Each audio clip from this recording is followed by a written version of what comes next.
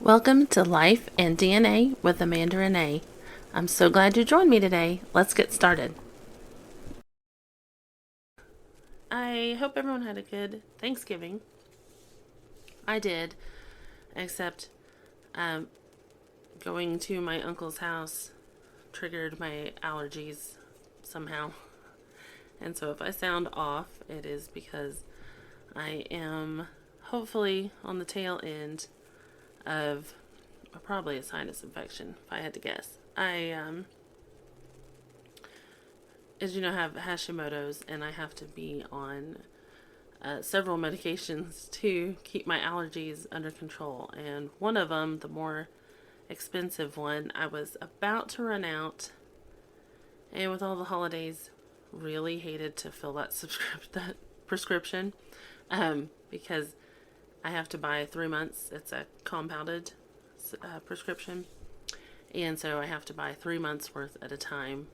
And I hate paying. I hate paying for that. So I was skipping it, and it's the main one that keeps my allergies in check. And so I hadn't been on it regularly for about a week. And so when I went to my uncle's, he lives on a farm, not that far from here, but the wind was blowing. We were outside a lot, and it was enough to just get him going. So if I sound funny, that's why. But I'm hoping I'm on the tail end of it.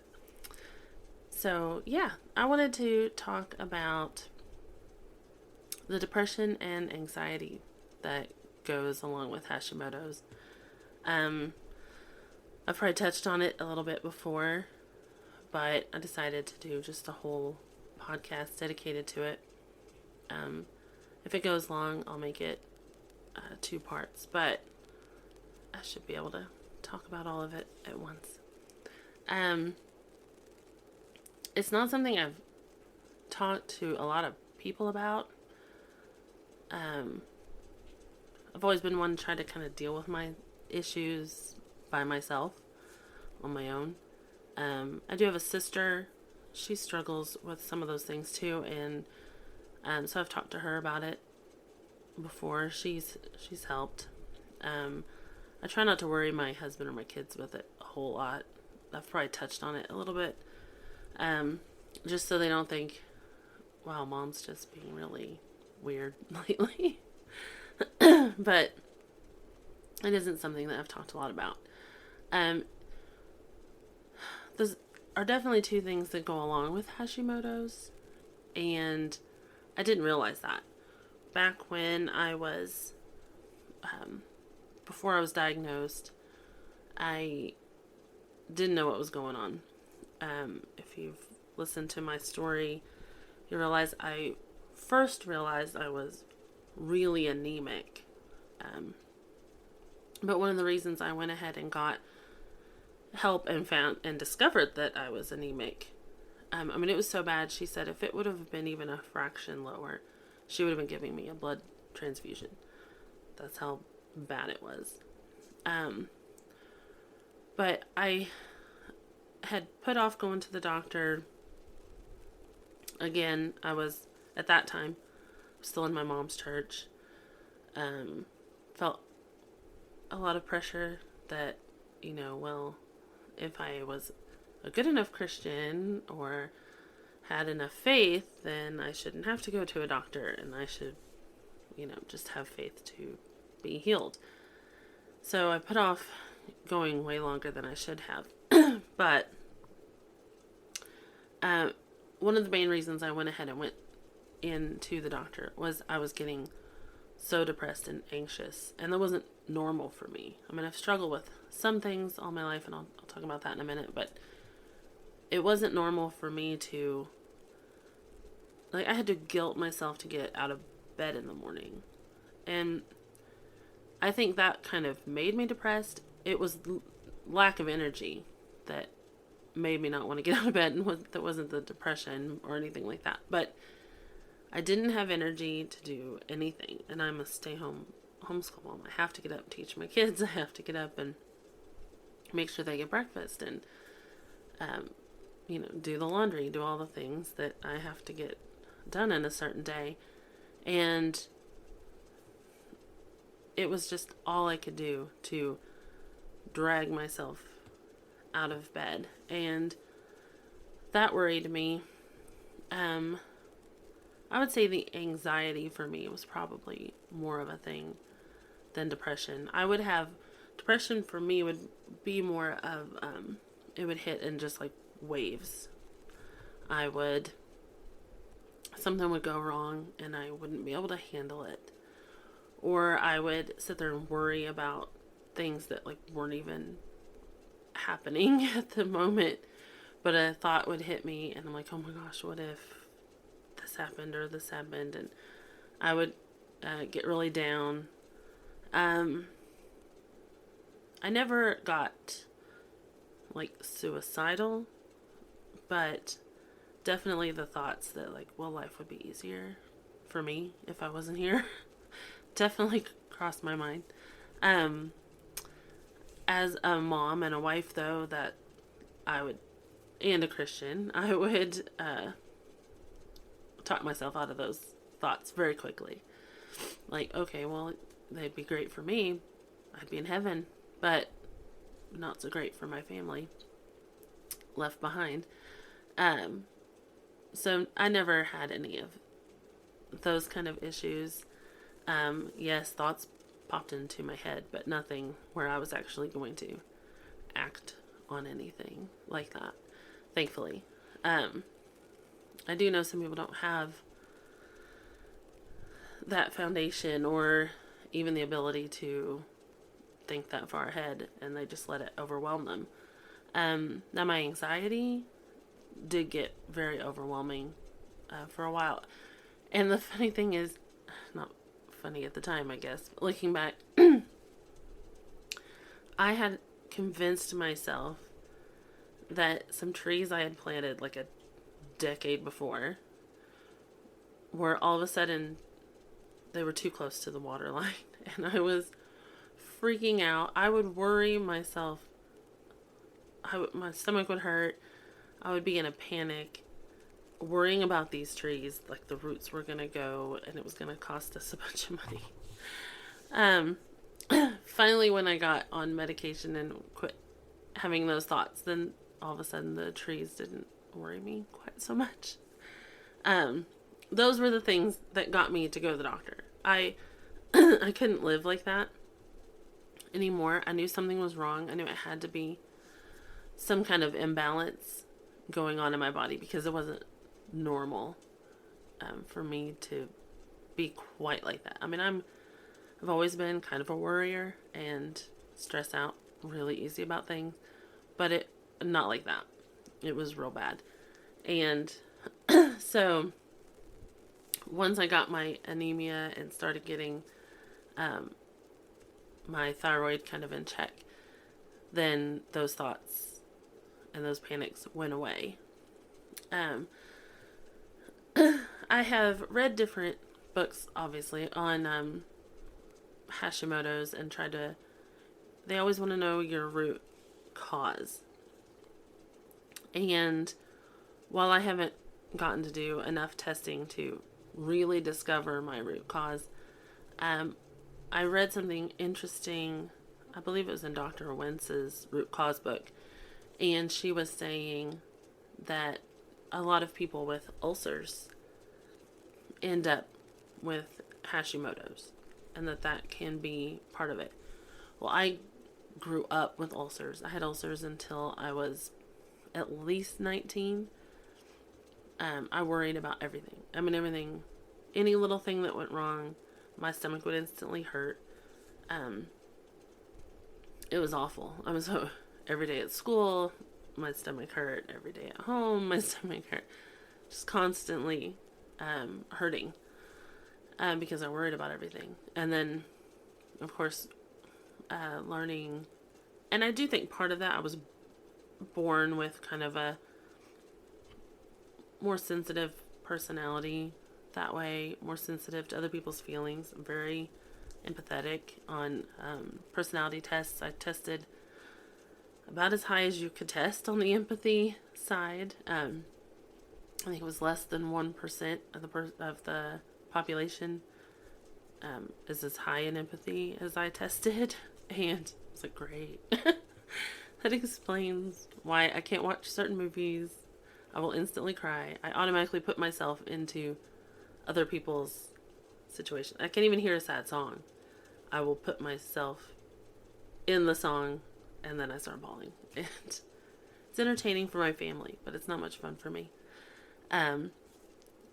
But after figuring out that my mom was a covert narcissist, I realized, well, she played into that she used that in my personality to get me to be the way she wanted and, be her emotional supply and do all of that. So that didn't make things easier for me growing up. Instead of trying to help fix the situation, I think she just used it to her advantage. But for a while I completely blamed her for that, and then I realized my son is a lot like me in that way, and he would get just random nervous stomachs, and a lot of times it's when we're going to go somewhere, and I used to get like that. I would be homesick, but anything set my stomach off because it was already messed up. But if I couldn't even go spend the night with my grandparents 10 minutes away, I would get homesick, my stomach would get nervous, and I'd want to be home. And my son would get like that, but he would get like that if I was even traveling with him. Like, it was homesick literally for home, whereas mine usually was, I thought I wanted my mom. And so I realized, well, part of that I was kind of born with, but when he has that, I try to help him. I try to tell him, it'll pass. You need to go do the fun thing you were planning on doing, and don't let that stop you, because I have a lot of regret of letting that stop me. And I think my mom liked that I would rather be with her than at my grandparents, and so instead of talking me into staying, sometimes she would just pick me up. I think a few times I probably stayed, but that was probably my dad's doing, if I had to guess. So I grew up with ulcers, and I was very anxious. So I would say it's easy for my body and my mind to slip back into anxiety. I would definitely say that I am more on that side than the depression side. Although I did struggle a little bit with that at first with the Hashimoto's. And then recently, this past summer was really hard. I don't know. I still to this day don't know what it was that caused it. I know it was an imbalance of something. I did have a lot going on, and I get overwhelmed very easily because I'm a people pleaser. I don't like to tell people no.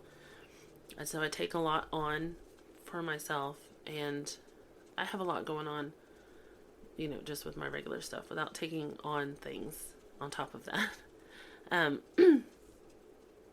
But I started getting really anxious again, like to the point of having panic attacks.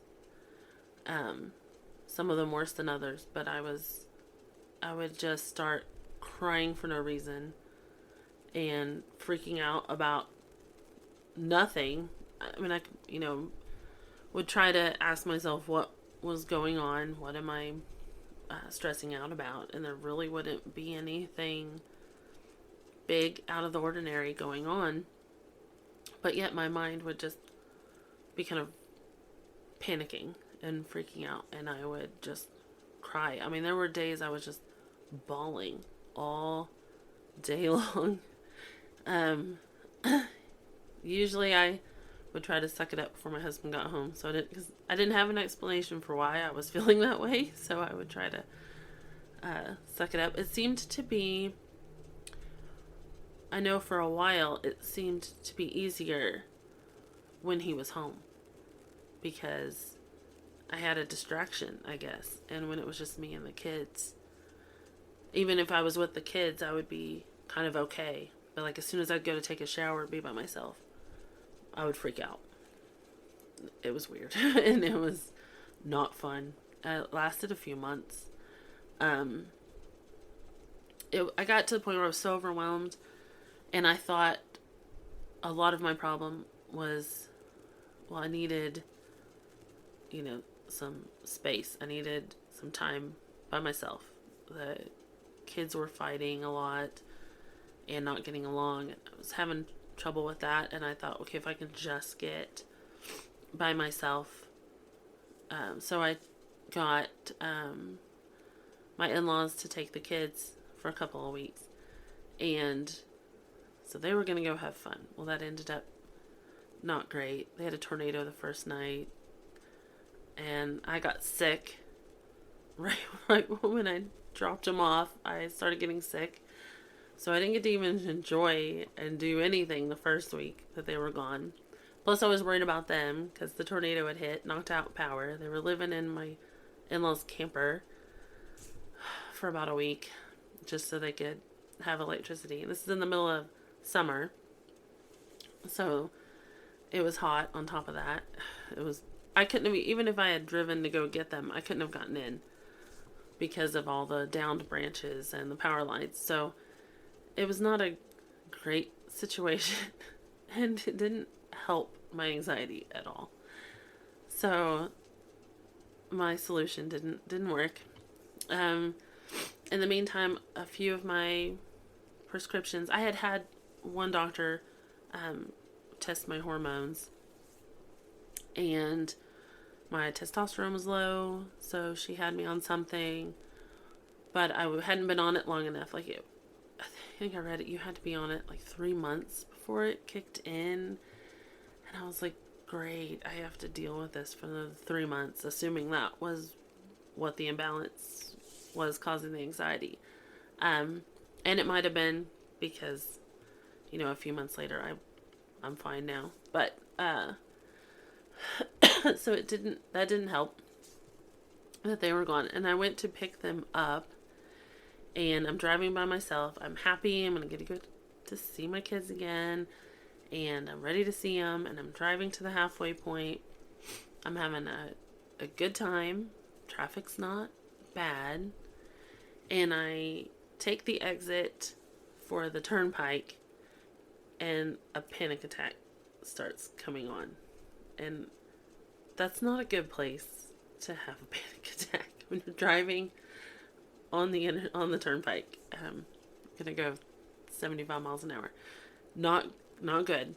And so my heart rate, I felt it in my stomach first, which for me is always where I feel it. And my heart started racing. And then my brain started to freak out. And I had to tell myself, you can't do this now. You just can't do this right here. I was trying to control my breathing. I tried to get my mind off of how I felt and off of what was going on. And one of my nieces had a bike accident a few days before, and so I was like, okay, pray for her. And so I was just, praying for her, trying to get my mind off of this. Everything finally kind of calmed down, but it really freaked me out to have that happen while I was driving. And I had noticed, that was the biggest attack that happened when I was driving, but I had noticed that my anxiety would go up when I was driving. A lot of times with the kids though, and so I didn't like that. That freaked me out. Seems like a few days later, we were gonna see my sister. Can't remember. No, right after that, we were gonna go on a family trip. I think it was like maybe a few weeks after that, a big family gathering. that I had to be in charge of arranging with my whole dad's side of the family. And I was in charge of the menu, the food, telling everybody how much it was going to cost. Nobody wanted to help me shop for it, so I was going to have to do all of that myself. My sisters and my cousins and I had decided a few years ago, we needed to take this off of our aunt's plate. She was, getting older. She didn't need to do it anymore. We're like, okay, we're in our 40s. Maybe we can step up and actually be the grown-ups now instead of acting like the teenagers. And then somehow, of course, as it always does, it ended up just landing in my plate. And so I had to be the one to do it. And I got like spreadsheet happy. I'm talking about a spreadsheet with multiple tabs so that because everybody comes to this thing on a different day and everybody has different number of family members. So there's different meals you're going to eat. Some of us try to come as much of the week as we can because it's so much fun. And in order to make it as fair for everyone as possible, I was trying to make this elaborate spreadsheet and have it where, you only paid for what your family actually ate, because we had always kind of just divided it by how many were there. And for some of us that only ate one meal there, it felt like expensive for that, and it made it harder to go. And so I wanted everybody to get to come and everybody get to have fun. And so I was getting, having my anxiety attacks during all of this time while I'm trying to plan, which wasn't great. And then it all kind of came to a head. I had messaged everybody on a, big group text what I was planning to do. Normally everybody brings a different side to this one main meal, but you have to bring dessert, snacks, the side, and drinks. You have all this stuff everybody's coming up for, and some of them only come up for the one day. And I was trying to make it easy on everyone and saying, okay, I will buy the stuff to make a few desserts, and since I'm going to be there most of the week, I'll make the desserts ahead of time, and I'll get the main sides. I'll make the main sides in the big grocery haul, and then if anyone wants to make anything outside of that, then they can. But if they don't want to spend the money or don't want to have the hassle, we'll already have the main things provided there, and everyone will just split the cost, and it'll end up, being cheaper and easier in the long run. It was just going to be a lot of work for me on the front end. Well, only a couple of people responded to that, and one of my aunts was like, hey, if I can just give you money and not have to worry about bringing hardly anything, that's awesome. I would prefer that. And then it comes to a couple of days later, and I'm emailing or messaging everybody about it, and all of a sudden, one of my sisters has a problem with it. And I'm like, well, I texted everybody about this a few days ago before I went through all the work. I get a grocery list. This is how detailed and anal I am about this. I would have a grocery list of literally everything we need for every meal, every day we're there. And I would go on the Walmart app to the town we're going to be buying it in and put the price. And then have another line where how many we need of it. And then multiply that out, and then how many, how much it's going to cost total. And then that feeds into the meals for the day and how much that costs and how many people are going to be eating. I put a lot of work into this. And my sister had not replied to the first text. But all of a sudden she had a problem with it. And I freaked out. I freaked out.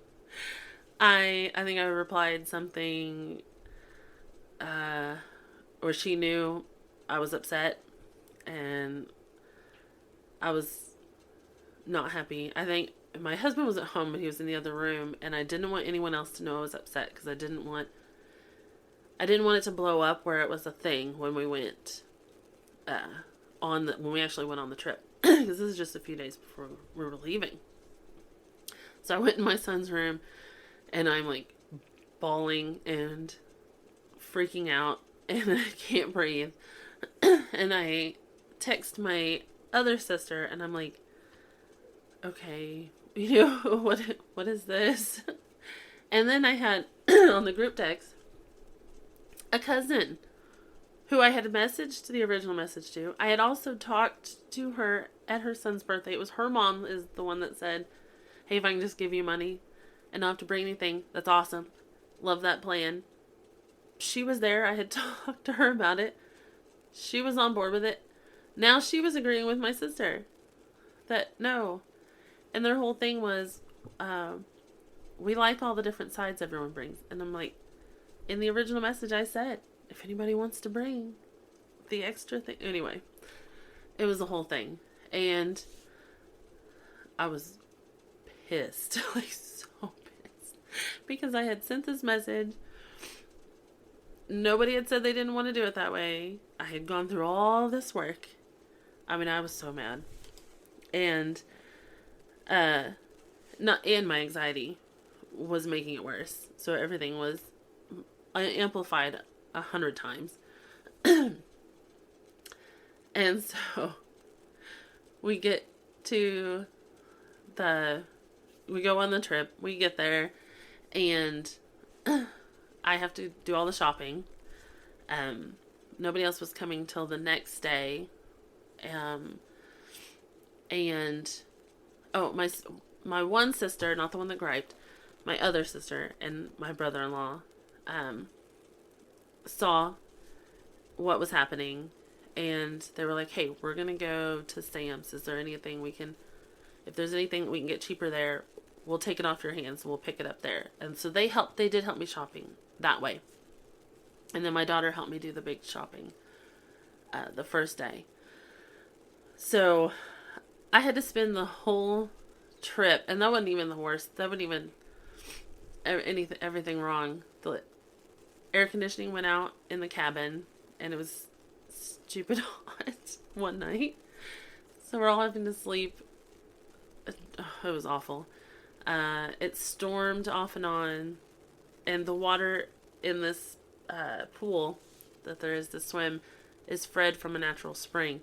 So it's ice cold water. So it has to be pretty hot outside for you to want to go swim.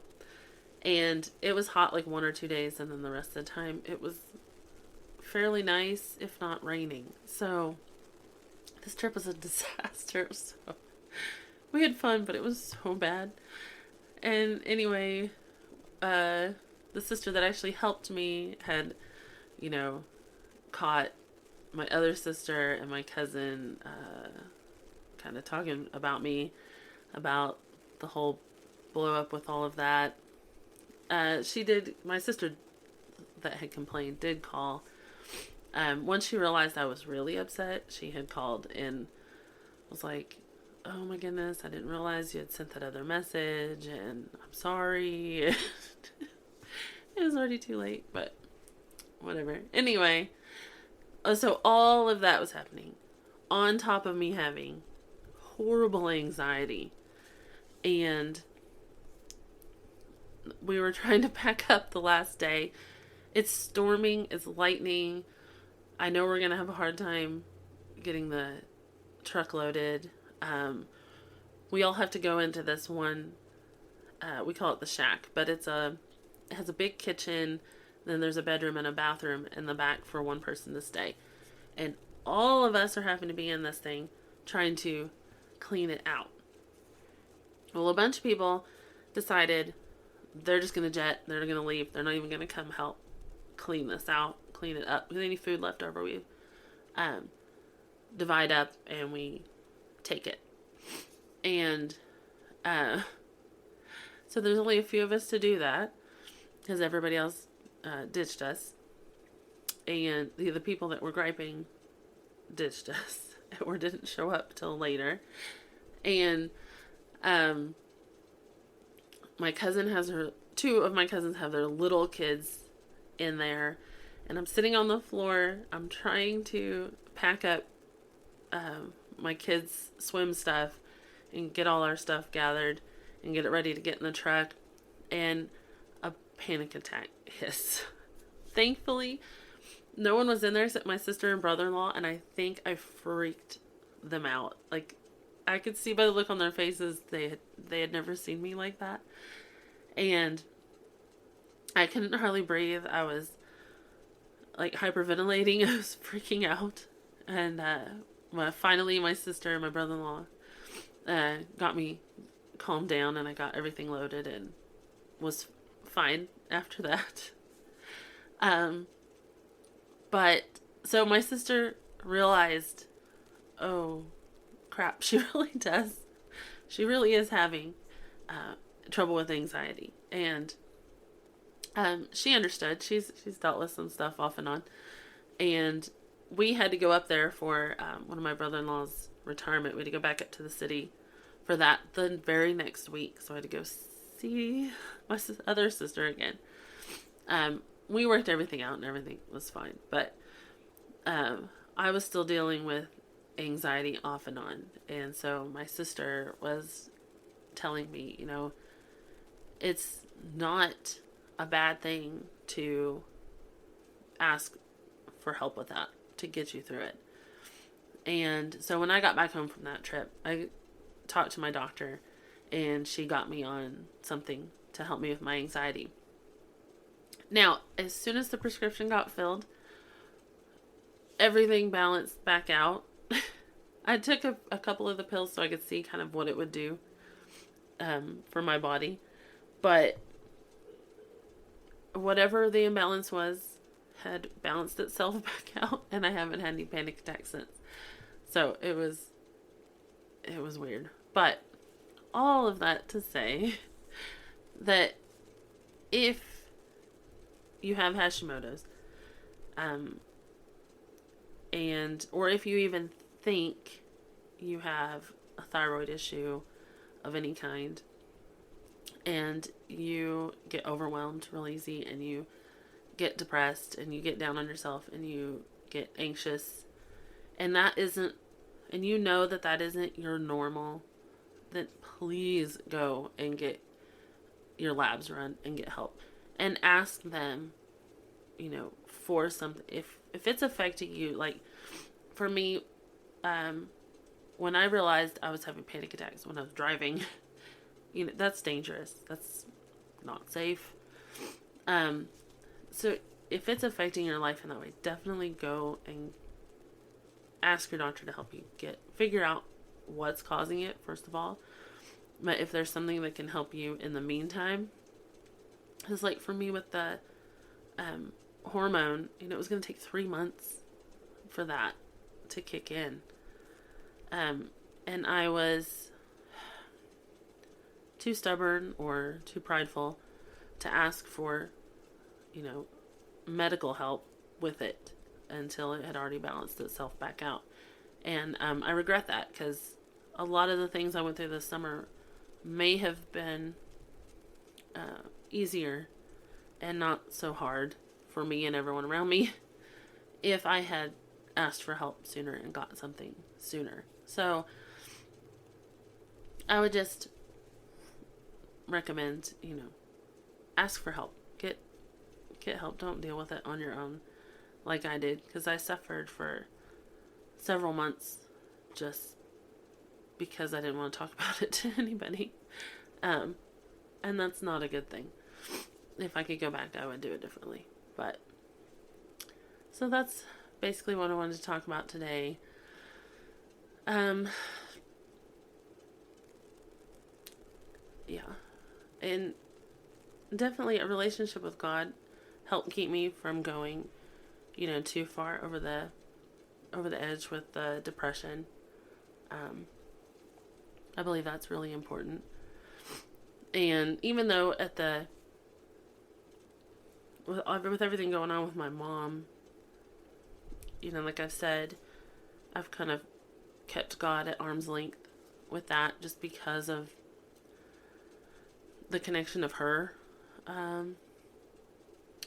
being a preacher, that I know I love God and I know I have a relationship with God, but there has been a little bit of a hold off as far as going very deep with him anymore, just because of her. And finally I'm to the point where I'm ready to put that aside and draw closer to him again. And I have been, and it's been helpful, really helpful, especially with all of that kind of thing. Although I do have some updates with all of that to tell you next week. So, yeah. Fun times with a narcissist mother. Let me tell you. But anyway, that'll be for next week. Thank you for joining me today on Life and DNA with Amanda Renee. I will talk to you again next Thursday. And if you liked this episode, if you like this podcast, I'd really appreciate it if you would leave me a review. That would be great. I'll see y'all next week. Bye.